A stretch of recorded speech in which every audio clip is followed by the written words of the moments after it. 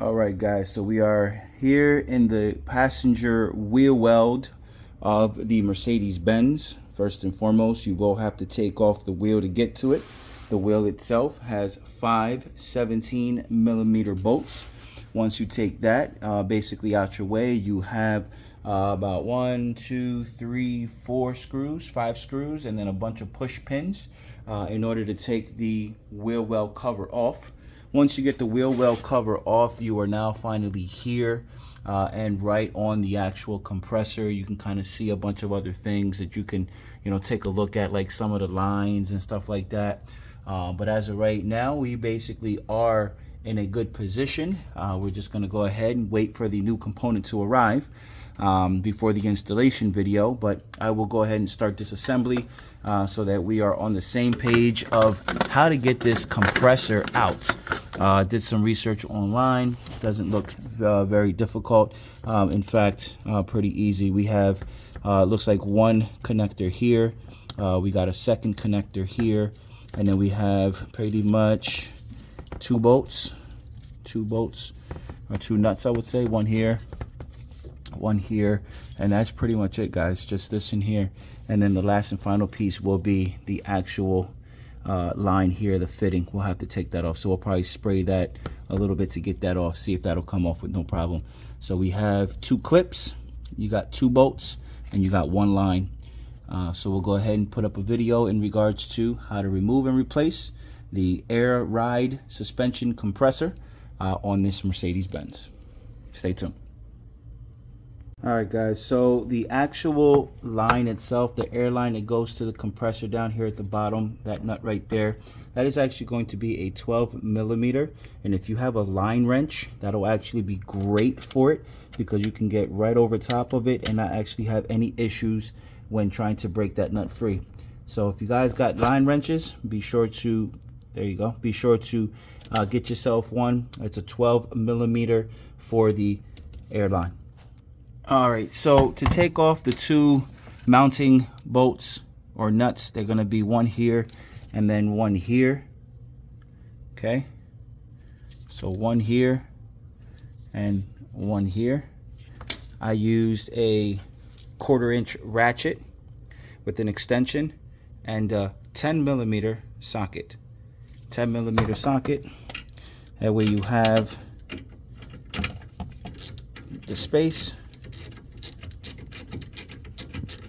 Comes right out.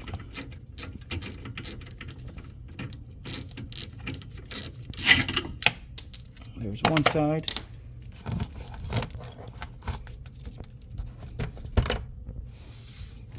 All right.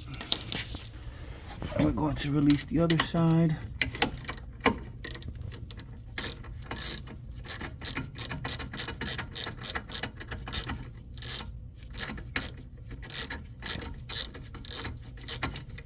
All right.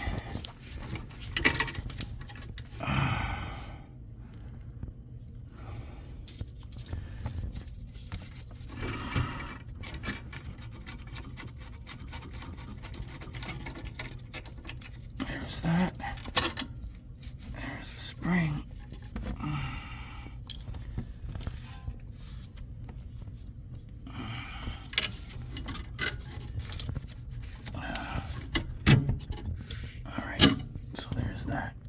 All right, so 2 things. There was a hose on the back side of it that has this clamp that you need to get a needle nose in there, and then there was also a 3rd mounting bolt nut that had to come off. So 3 10mm bolts. You had to take off 2 connectors and then 1 airline. After that, you take the one in the back done, and you have your compressor out and ready for install. All right, so now that the pump actually arrived today, we pretty much got one in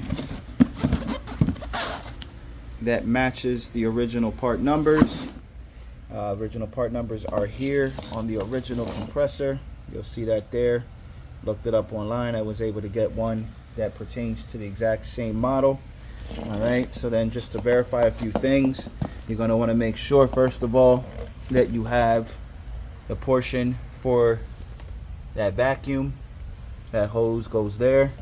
You have your 3 mounting points. Okay, you have your 2 connectors. All right, so we look here, we got the 2 connectors, you got the 3 mounting points, and you have for the hose there. All right, so that's all good. And then I checked inside, 2-pin small boy, I like to call him, 2-pin big boy. Also came with a new relay. All right, so all is well. We're gonna go ahead and I'm gonna need both hands for this one, so I'm gonna go ahead and set it up, mount it up, and then we'll go over the procedure once more. But yep, again, it's in the passenger side wheel well. Take the fender cover off. Okay, it's there. You'll see the 3 mounting bolts. You'll see the air line, and then you'll see the vacuum mount on the back side. All right.